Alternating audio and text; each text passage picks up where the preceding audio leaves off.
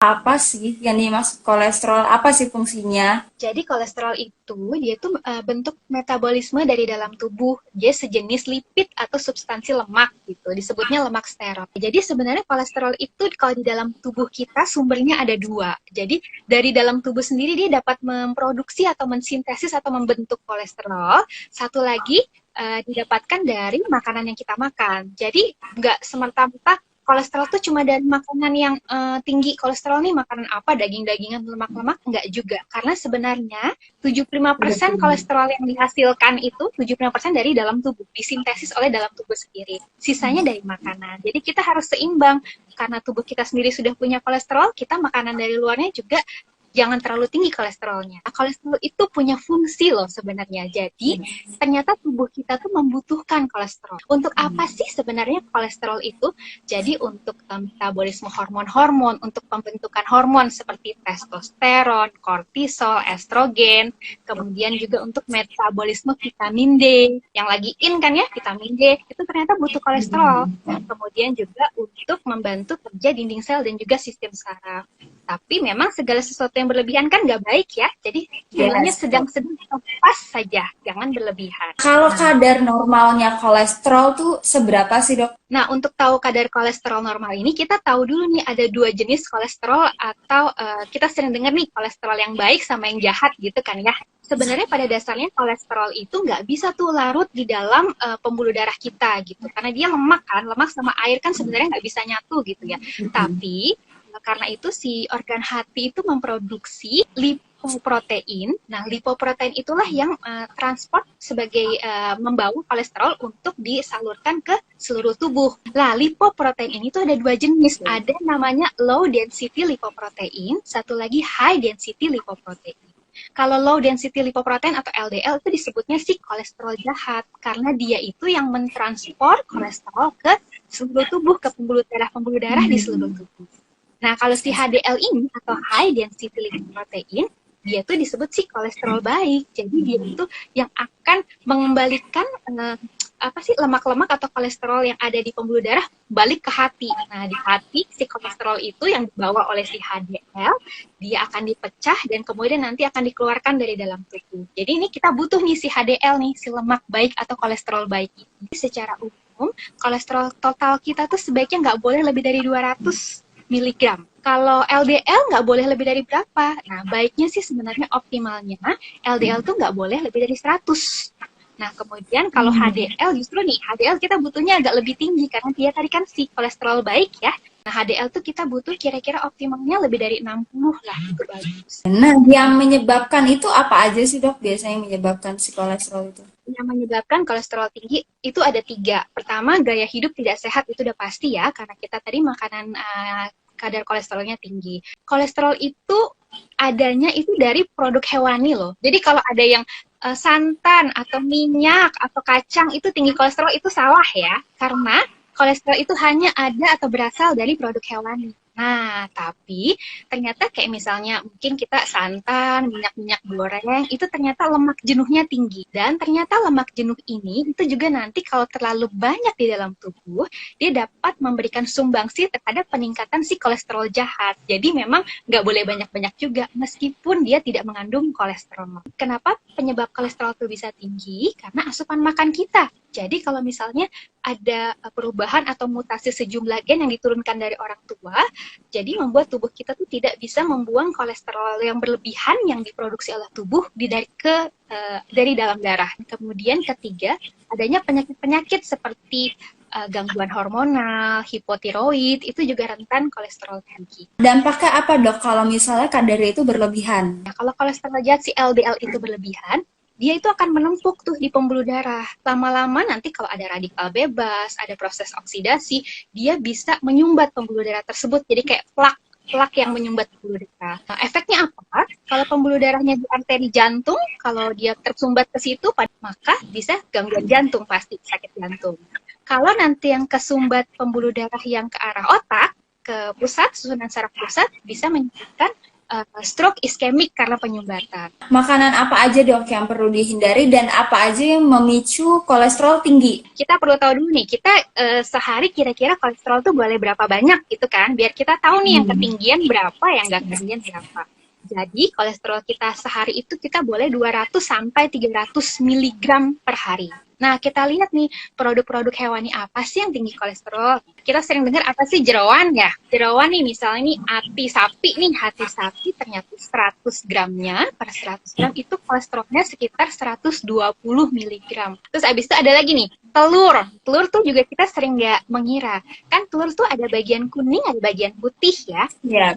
Nah, ternyata bagian kuning telurnya itu bisa mengandung 186 sampai 200 mg kolesterol. Jadi udah hampir dan bahkan udah mencukupi kebutuhan kolesterol kita satu hari. Jadi yang perlu waspadai tentu jeroan-jeroan, kemudian daging-daging yang terutama yang berlemak, kayak misalnya mungkin daging bebek kulitnya, kemudian juga kalau daging sapi juga kulit yang tetel-tetelannya. Kalau ayam mungkin daging ayamnya nggak terlalu tinggi kolesterolnya, meskipun ada, tapi kulitnya itu lemak jenuhnya tinggi, kolesterolnya juga tinggi. Terus turunan-turunan dari produk hewani kayak misalnya mentega dari lemak sapi, atau misalnya juga susu yang full cream yang terlalu high fat, itu juga kolesterolnya bisa juga lebih tinggi. Gitu. Apakah hanya pengobatan yang satu-satunya jadi cara dok? Pertama, kita itu jangan langsung mikirin obat dulu. Kita pertama harus mengubah gaya hidup kita, udah pasti. Koreksi nih, wah kita makanannya kelebihan apa nih? Coba lihat, makanan sehari-hari di list nih. Oh, ini tinggi kolesterol, ini lemak jenuhnya tinggi, pantas aja gitu. Dan kemudian olahraga. Ternyata dengan kita olahraga yang teratur, itu kita dapat meningkatkan si HDL atau si kolesterol baik. Dan terakhir, kalau memang itu sudah diusahakan tapi kurang signifikan, atau ternyata mungkin ada penyakit penyerta lain yang memperberat kita, kolesterolnya tinggi terus nih, ya kita juga harus berpikir juga untuk konsumsi obat-obatan. Tapi itu harus setelah pemeriksaan kolesterol dan juga disarankan dosisnya oleh dokter. Buah, sayur yang tinggi serat, apakah berpengaruh dok untuk mengontrol kolesterol? Serat itu perlu banget untuk kita mencegah untuk kolesterol tinggi, sama juga untuk membantu menurunkan kolesterol yang sudah tinggi. Seperti misalnya serat larut, dia itu nanti di dalam tubuh dia dapat membentuk seperti gel. Nah, kemudian komponen tersebut dia dapat mengikat lemak yang ada di dalam tubuh atau mengikat kolesterol yang di dalam tubuh dan kemudian mengeluarkannya ke saluran cerna. Serat juga dia banyak mengandung polifenol, kemudian juga antioksidan. Kan kita tahu tadi ya, kalau kolesterol jahat dengan adanya radikal bebas terjadi oksidasi, dia akan membentuk sumbatan di pembuluh darah. Jadi dengan si serat itu sebagai antioksidan juga, dia dapat mencegah penyumbatan pembuluh darah itu juga. Jadi ini serat ini penting banget untuk mencegah kolesterol tinggi dan juga untuk mengatasi kolesterol tinggi. Harus banget nih makan serat gitu. Kenapa abis minum susu kacang kedelai atau jus beet bagian tengkuk kepala jadi sakit dok? Jus beet atau susu kacang kedelai dia tidak mengandung kolesterol. Bahkan kacang kedelai itu mengandung isoflavon.